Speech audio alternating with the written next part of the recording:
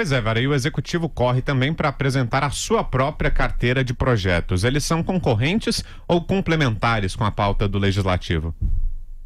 O ideal é que sejam complementares, né, Vitor? Que um se some ao outro e que eles andem em consonância, que falem a mesma língua.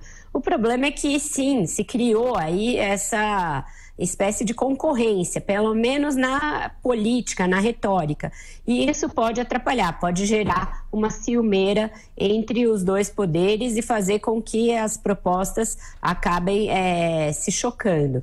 Quando começou essa concorrência de uma maneira mais aberta?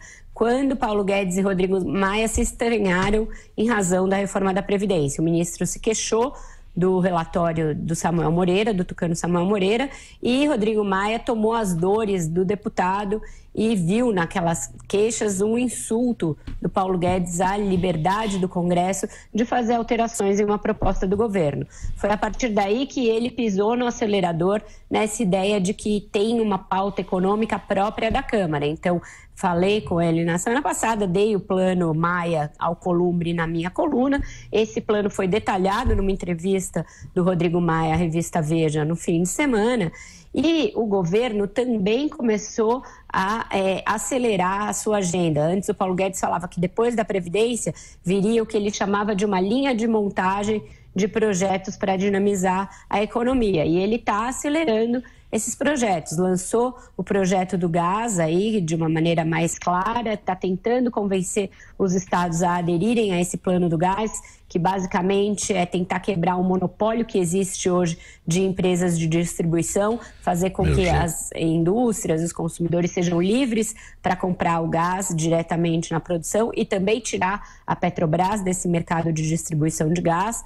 Com isso, ele espera baratear a energia, baratear o acesso ao gás e franquear o acesso ao gás ao maior número de empresas, fazer com que o gás seja mais utilizado. Ele acha que isso pode dar um incremento de até 10%, aliás, no PIB, no crescimento final do PIB. Então, é um projeto sobre o qual ele tem muita expectativa.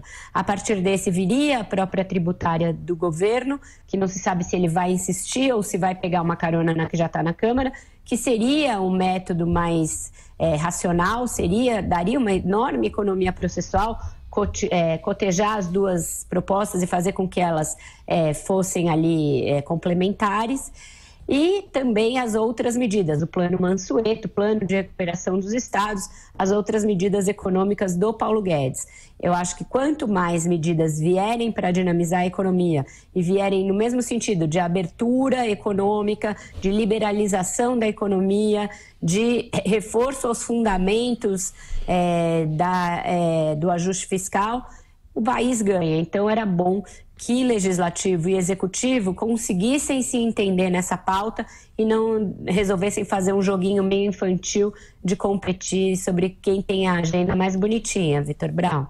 Essa é a Vera Magalhães, todos os dias aqui com a gente, logo cedo no Jornal da Manhã. Mais tarde ela volta ao longo da programação. Bom trabalho, bom dia para você, Vera. Até mais. Ótimo trabalho, um bom jornal para vocês e até mais tarde.